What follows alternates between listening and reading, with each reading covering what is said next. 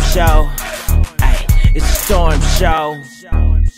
Okay, wow. All right. So let's move along to maybe some more positive things. So as you've continued to fight your good fight, you've also gotten in touch with Rose McGowan from Charmed, and we know she's one of the ones that called out Harvey Weinstein as well, right. and has kept her foot on everybody's neck. So right. Tell us, how did you and Rose McGowan get together?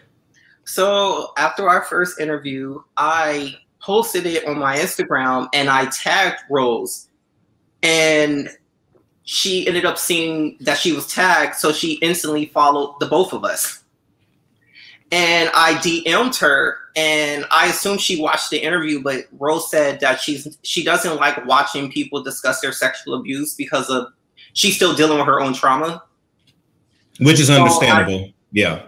Right. Yeah. I understood that. So we ended up exchanging numbers, and I think spoke for over a month before she actually campaigned for me on her social media. So we talked about a lot of things, and we had a lot of things in common. And she also had things in common with another defendant in my case, not a sexual assault situation, but what ended up happening is Brian Graydon was supposed to work with Rose on a project. And once Rose, went forward with allegations against Harvey Weinstein, Brian pulled the plug.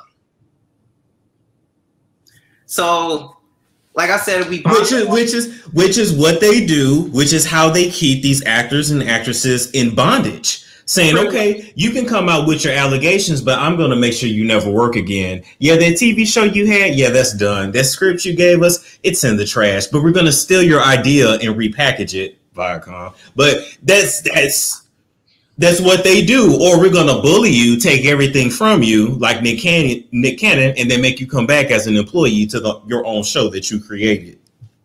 You know what's crazy about that? You see how quickly they got rid of Nick Cannon, but with Sharon Osbourne, it took 2 weeks, and she still walked away with $10 million.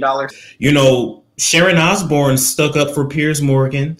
I don't know if she's ever screwed him. I don't know if she wanted to ever give him fellatio, lick his ass. I don't know. But I know that hairstylist that Ozzy Osbourne was screwing, she had nothing to say to her. Exactly.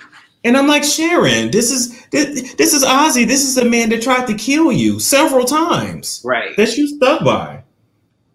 This is the man that you take care of. That nobody but you can understand what he says, because we don't know. Exactly. We don't know what the fuck Ozzy says. We don't know. But he still has enough gumption to screw his hairstylist.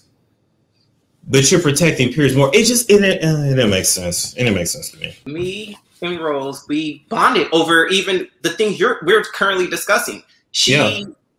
We talked about a lot of people in the industry, not in like a negative way. Well, some.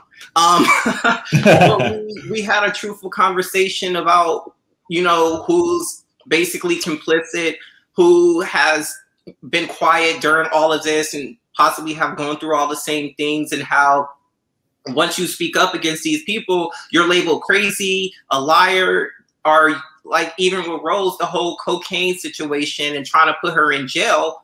And then she's currently, in a lawsuit against Lisa Bloom. And I don't know if it's called like Black Ox or something, but it's a company that was hired to take her down and make her look crazy. And it's hard to win cases like that in a courtroom. And so after we discussed all of what we're both going through legally, she said, hey, let's really expose what you're going through and help your case. Because let's be very honest, if I was white and fully white, and I falsified evidence and they proved it, the media would have still covered my side equally. And I still would have walked away with a settlement. But because I'm the colored boy, and like I said, they never proved anything was falsified or deleted, their word is good enough. It's easy to have a judge just come and back them because they're allowed. What people have to understand is throughout my lawsuit, they didn't care about me suing Brad Gray, or even recently I sued Harvey Weinstein and I sued Sumner Redstone. Neither one of those parties will Sumner is dead, but his camp and Harvey Weinstein, they didn't try to fight me. They were like, it is what it is. It's Viacom and Paramount and Brian's camp trying to protect Brian because Brian created Logo. He developed South Park. If this man gets taken down, that's billions of dollars Viacom is going to lose. Yes. And a lot of people might not know Brian Grader's name, but taking him down, especially getting exposed for raping me when I was underage. It's Storm Show. Ay, it's Storm Show.